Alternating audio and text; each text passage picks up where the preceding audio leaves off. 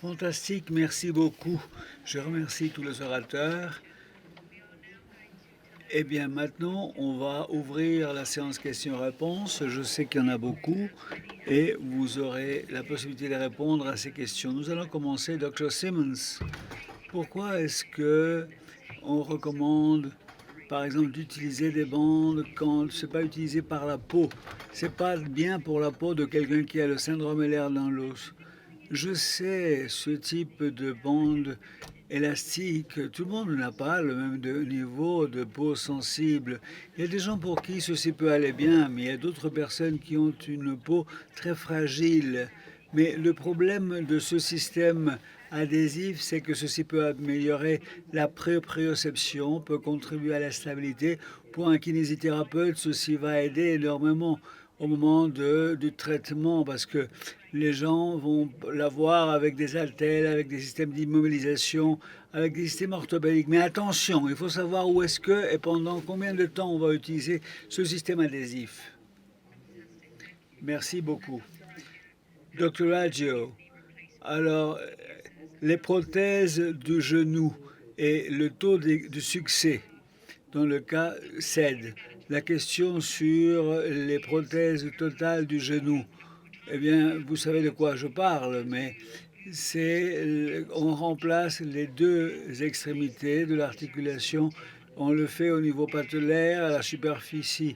Et ceci est fait dans le cas de l'arthrose. Ce n'est pas dans l'instabilité, ce n'est pas dans le cas de patellaire ou de la rotule. Je dois dire que je ne peux pas vous dire exactement le taux de prothèse totale du genou. Mais je dois dire, nous avons des cas maintenant, je dois vous dire, il n'y a pas seulement les statistiques, mais pourquoi est-ce que vous avez ce remplacement? Si vous avez une arthrite articulaire, ceci arrive à un moment où vous ne pouvez pas marcher, vous ne pouvez pas doubler, donc vous ne pouvez pas plier votre genou. Eh bien, il faut savoir ce qui est l'équilibre ligamenteux pour plier le genou. Quand vous mettez donc la prothèse de genou, l'important c'est d'avoir des muscles et des ligaments qui puissent garder ceci sur place, maintenir la position. Donc, ce qui est important, bon, un élément, c'est est-ce que vous avez besoin donc de la prothèse totale parce que vous avez l'arthrite. Et numéro 2, est-ce que le médecin doit savoir qu'il faut trouver l'équilibre et faire les choses différemment peut-être. Donc, d'une façon, syndrome LR dans l'os, on le fait différemment. Il faut prévoir et peut-être il y a des moments où vous avez besoin d'un système orthopédique pour la stabilisation du genou. Ce qui est important, c'est que le remplacement ne va pas établir ou rétablir l'équilibre dans un genou qui n'est pas stable. Merci beaucoup. Dr. Rosek, alors est-ce que quand vous avez le système du bruit et le crac-crac que vous avez au niveau de l'articulation, est-ce que ceci va endommager les articulations? Pas de question, pas de réponse, mais je crois que pour le moment, c'est pas bon.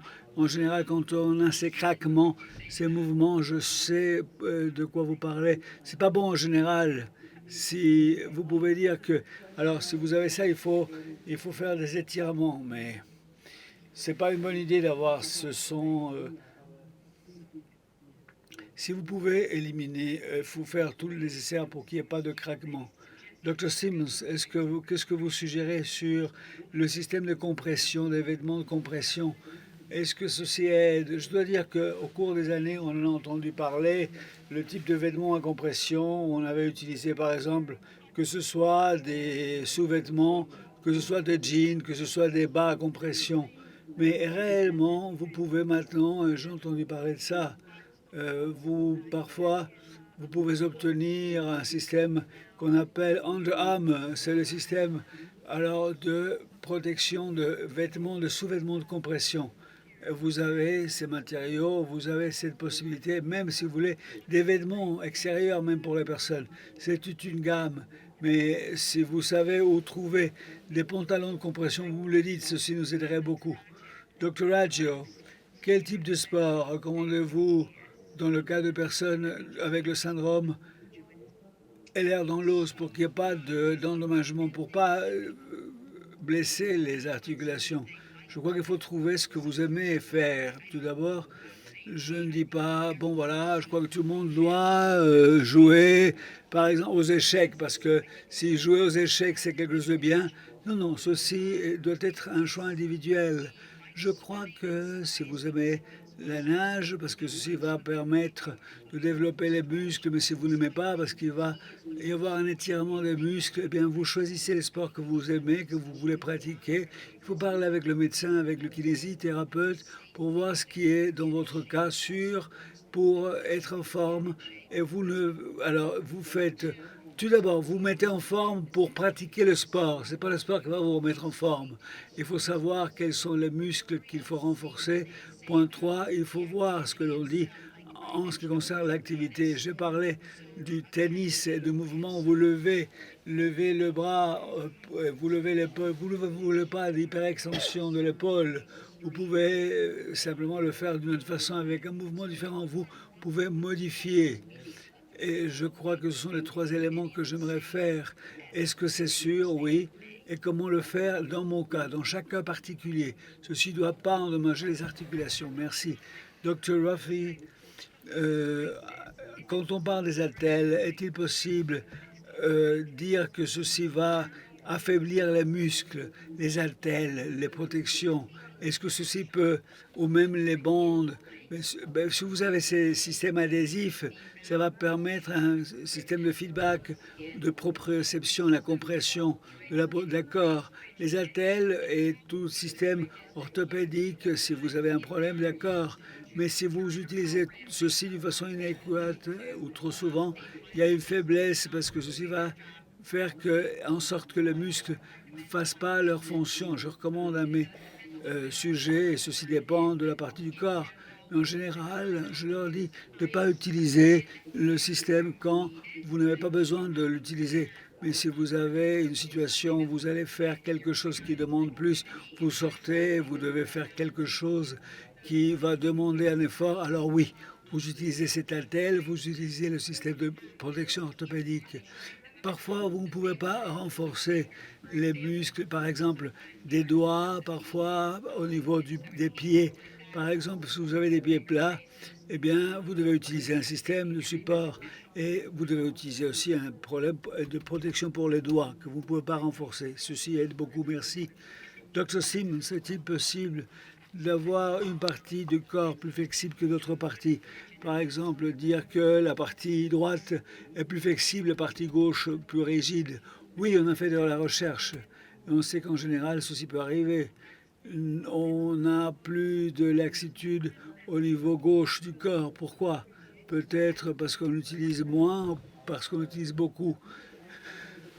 Alors, mais il faut constater que si vous utilisez, ceci peut augmenter le mouvement de l'articulation. Vous avez par exemple des mouvements, par exemple au niveau de l'épaule, chez ceux qui font du tennis, ils augmentent le mouvement de la partie droite et la partie gauche, non. Alors il y a quelque chose que vous héritez, c'est héréditaire, mais il y a aussi une combinaison de ce qui est sous-jacent, les caractéristiques et l'utilisation du corps aussi. Et ceci va créer cette mobilité ou cette rigidité. Merci beaucoup. Docteur Raggio, qu'est-ce que vous pensez sur la thérapie, donc, pardon, je n'ai pas entendu, prolotherapy, qu'est-ce que vous dites? Je dois dire que je ne sais pas ce que ça veut dire, prolotherapy, je vous demande pardon. Je vois que le docteur Simmons peut nous dire quelque chose sur prolotherapy. Il s'agit d'une thérapie où il y a des injections de surstimulation du tissu connectif qui va augmenter la fibrose. Et ceci a été intéressant, je vois vos visages, parce que c'est nouveau. Je vois que ceci, c'est une recherche que l'on a fait à la Nouvelle-Zélande. Il y a toute une série qui vient d'être publiée, en particulier autour de toute une série de régions du corps. Mais au niveau, par exemple, on s'est posé la question, où est-ce qu'on va injecter, si ceci c'est un problème généralisé? Alors, il y a des points très spécifiques, des problèmes très spécifiques, et réellement, ceci a été utile. Alors, ceci demande une recherche plus approfondie, mais je crois que c'est quelque chose qui pourrait avoir des possibilités dans les cas précis, déterminés. Mais on ne peut pas pour l'instant. Je crois que notre ami est au courant de cette recherche aussi. Alan, fantastique. Alors pour vous tous, une question, et je vous demande d'être bref. On a la minute simplement, mais une recommandation de votre part. Dans le cas Covid-19, où les gens n'ont pas pu continuer avec la physiothérapie, la kinésithérapie, qu'est-ce que vous considérez, les gens qui ont des dislocations, pour qu'ils puissent avoir de la force? Dr Simmons, Covid-19. Eh bien, je crois que pendant le confinement, vous savez, je crois que les gens ont bénéficié beaucoup de ce que ce Gento Svachi. C'est ce qu'on appelle mindfulness. C'est un programme qui permet d'établir l'équilibre du corps et de la mentalité. C'est Gento Facci. Merci, Dr. Osek. J'aime le tai chi aussi. Donc le tai chi et pilates. Tai chi et pilates. Pilates, c'est tai chi, ce qu'on peut faire à la maison. Mais je crois qu'il faut rester actif parce que sinon vous allez avoir des problèmes d'articulation si vous arrêtez le mouvement pendant le confinement. Vous travaillez le corps, vous devez vous asseoir toujours, vous mettez le nombril et vous devez vous asseoir correctement, vous continuez le programme que vous devez faire normalement, vous continuez avec vos activités que vous devez toujours avoir fait à la maison. Oui, évidemment, parce qu'il faut faire du sport à la maison. Oui, c'est l'idéal pour tout le monde. Espérons qu'un jour, tout le monde aura accès à ce type. Donc, merci, vous trois. C'était un sujet passionnant, très intéressant. Nous avons beaucoup appris. Et maintenant, c'est la pause. Et je vous prie de bien vouloir vous lever, faire un peu de sport, mais restez en bonne condition et restez avec nous surtout. Merci.